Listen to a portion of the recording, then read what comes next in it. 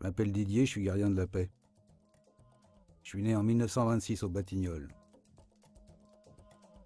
Avant d'entrer dans la police, j'avais un bon poste. J'étais ajusteur outilleur. C'est un boulot difficile, mais ça gagnait pas mal. Au début, je voulais pas spécialement entrer dans la police, je voulais être fonctionnaire. À l'époque, il y avait l'inflation, on n'arrivait pas à économiser avec ma femme. Alors j'ai fait les concours. L'imprimerie nationale, la poste et la police.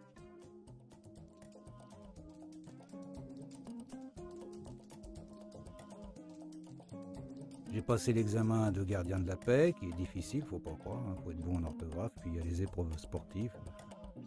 J'ai tout réussi, alors ils m'ont pris. Bon, je m'y attendais pas. J'ai fait d'abord 6 mois à l'école de Beaujon, et puis ils m'ont envoyé à Pantin. Là, j'ai vraiment appris le métier.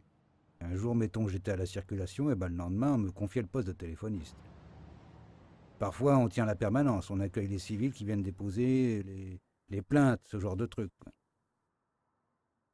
Au début, j'appréhendais un peu, mais finalement, je me suis vite fait au métier. L'important, c'est de bien respecter les ordres. À 32 ans, je suis passé brigadier. J'ai été promu à Saint-Denis. Dans ce coin-là, il y en avait beaucoup des Algériens. Enfin, il y avait de tout, quoi. Vous savez, ces gens-là, ils vivaient vraiment comme chez eux, quoi. Il y avait les bidonvilles, tout ça. Alors pour les contrôles, je vous dis pas, c'était vraiment complexe. Pas d'adresse, les gens arrivent comme ça, tous les jours des nouveaux. Nous, on devait vérifier qu'ils ne continuent pas à construire n'importe comment. Leur expliquer que chez nous, il y a des lois, des permis pour construire. Et comme la plupart parlent pas le français, c'était vraiment fatigant. Ça énerve, vous savez. Bon, mais malgré tout, ça allait. Et puis, certains ont commencé à vouloir faire la loi. Un jour, ils ont cru descendre un flic. En fait, c'était un croque-mort. À l'époque, on avait la pèlerine. Sur le moment, on s'est marré, mais après, ils ont vraiment commencé à tirer sur les collègues. Dans l'unité, on supportait mal. Puis là-haut, personne suivait. On nous laissait face à des types qui n'hésitaient pas à tuer. Un policier, c'est fait pour maintenir l'ordre, pas pour faire la guerre. Quand le syndicat a appelé à manifester devant la préfecture, tous les collègues ont suivi. Et là, on s'est fait entendre. Le lendemain, ils ont nommé M. Papon. Quand on l'a vu, on s'est dit que les choses allaient changer. Il revenait d'Algérie, il connaissait le problème. Seulement, il y en a qui se sont cru tout permis. Nous, à Saint-Denis, il y avait une unité spéciale, la force de frappe. Et eux, les Algériens, ils pouvaient vraiment pas les voir. Au besoin, au lieu de les ramener au poste, ils leur mettaient une dégelée. Un jour que je prenais mon service de nuit, je récupère un Algérien en cellule qui se trouvait mal. C'était un collecteur du FLN. Il a été arrêté, ça c'est correct. En attendant d'être conduit à Vincennes, on les met au violon. Et après, on les appelle. Mais vous aviez des brigadiers qui n'avaient pas la moelle. La brigade de nuit l'avait déjà interrogé. Le lendemain, les agents lui sont tombés dessus, ils l'ont seulement amoché. On l'a amené à l'hôpital et l'interne me dit « Mais c'est un mort que vous m'amenez là ?» Il réagissait encore un peu, mais...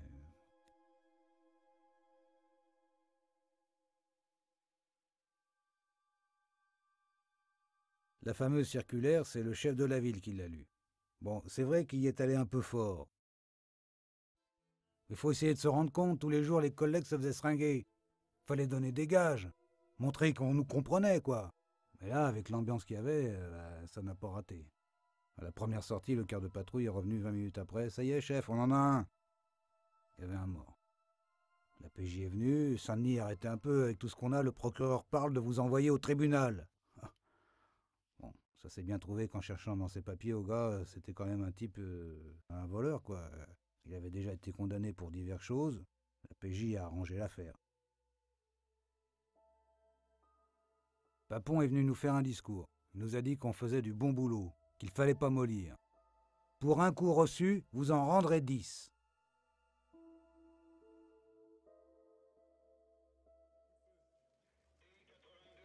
Le 17, j'ai été mobilisé pour venir en renfort au pont de Clichy. Seules les compagnies de district avaient reçu l'ordre d'intervenir. C'est eux les spécialistes en cas d'émeute. Les renforts étaient là au cas où ils seraient débordés. J'étais assis dans le car, en réserve, à moins de 100 mètres du pont, du côté de Paris. Au début, tout était calme. Puis, la radio annonce des collègues au tapis. Des mots d'ordre circulaient. « Faut bouffer du bougnoul! Pas de cadeau, faut y aller !» Même les brigadiers répétaient. C'est là que la manifestation commence à traverser le pont. Nous, on avait ordre de ne pas les laisser passer. Il y a eu des coups de feu, de nombreux coups de feu, et pas en rafale, au pistolet. Fallait pas se laisser intimider. En face, ils étaient un paquet, si on les arrêtait pas tout de suite, on aurait été débordés. C'est vrai, j'ai vu des gars passer par-dessus le pont. Dans ces moments-là, vous savez, on n'a pas le temps de réfléchir. Faut pas se laisser distraire. C'était pas évident. Les gars ont dû prendre des initiatives. Bon, allez, on y va, on y va! Et qu'est-ce qu'on attend pour nous faire descendre? Pour tous les copains qui sont tombés! Ce soir, on se les fait! Nous, quand on a intervenu, c'était presque fini. En descendant du car, c'était vraiment dégueulasse. Il y avait du sang partout sur le pont, jusque sur les rambardes. Des collègues sont revenus vers nous, certains avaient du sang sur les mains. Ils en étaient fiers. Ils nous montraient leurs mains et disaient « Tu vois, on les a eu nos bougnoules. »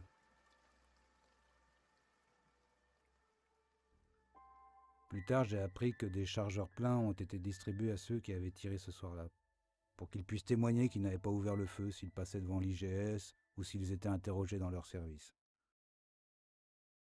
Nous, on approuvait que ça soit réprimé. C'est normal.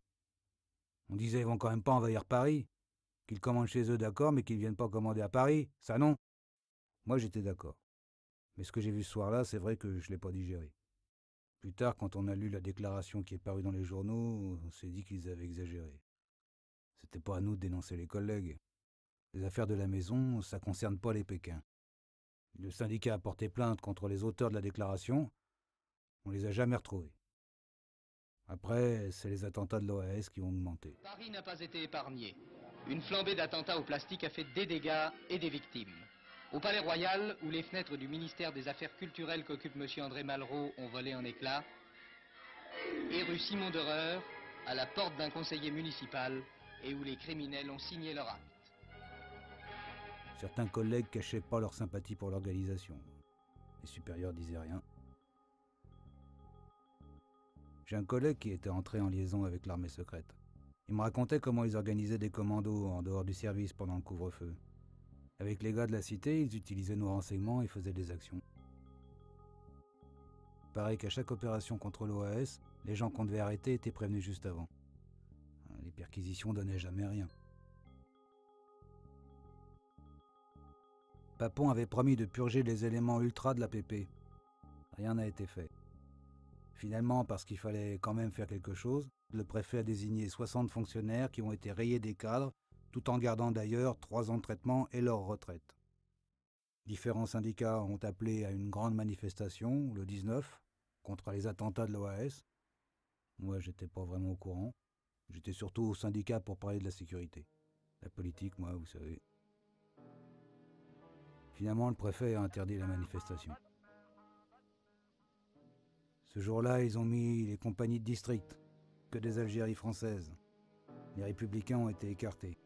Un délégué qui avait pourtant pas une réputation de rouge s'est même fait mettre aux arrêts. C'était les républicains qui casquaient, alors qu'on laissait les autres en place. Nous, on voulait pas payer pour les ultras.